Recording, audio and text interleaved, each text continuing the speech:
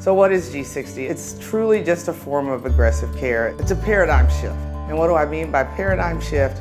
When you think of trauma meant somewhere between age 44 as a median, but anywhere from your 18-year-olds to about your 60, 65-year-olds. Very rare that trauma in 71 or trauma in 80-year-old and trauma in 90-year-old really were talked about in the same sentence.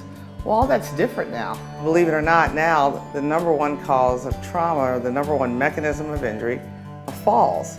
These patients are not laying in a nursing home, that this is a different age, that the baby boomers that we're dealing with now are very active and they're very strong. And I'm sure everybody's seeing it. You know that your 80-year-old father or mother is out playing golf or on vacation, or they're active. If we think of them as a 20-year-old and the 40-year-old, we have to not let the age dictate what we do with patients. We want to just get them fixed and get them out, and I think that's what patients want. And so we really believe that G60 Trauma should be a part of every hospital that takes care of trauma patients, that even if you're not a trauma center, you can still use the G60 program no matter what hospital you're in. We can still share protocols, we can still share guidelines, we can still all sort of have this form of aggressive care, but for sure in the trauma center. So who should lead a G60 program? A surgeon should lead it. And you may say, well, why a surgeon? Surgeons, we're trained to be aggressive, get a patient fixed, get them back to where they were. The hospitalists, who are some of my dearest friends, they're trained to take care of chronic medical problems. That's what they're trained to do. And so whether it's the orthopedic surgeon or the trauma surgeon, somebody's got to lead this aggressive care, getting the patient fixed and getting them out and back to their daily activities.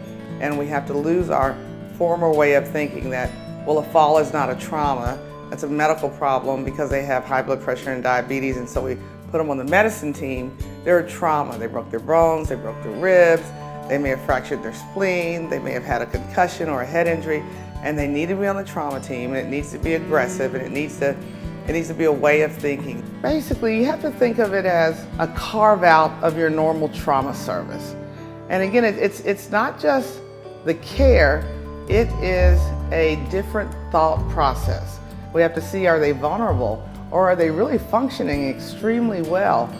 We just don't associate 91 years old, even 81 years old with aggressive care. And so we have to find that balance, and to find real balance and to understand what we're doing, we have to study this. We have to look at our outcomes. We have to get other hospitals doing something similar so that we can do big multi-center trials. We have to get big grants. We need to partner with home health agencies, partner with the state for the aging. We start pooling our data, and then we see, what do we do to keep them from coming back in the hospital? There's so many things that we can look at that I think we haven't explored or even begun to explore. This form of treatment, this form of care really needs to be pushed out. And the best way to address that is through this multidisciplinary approach.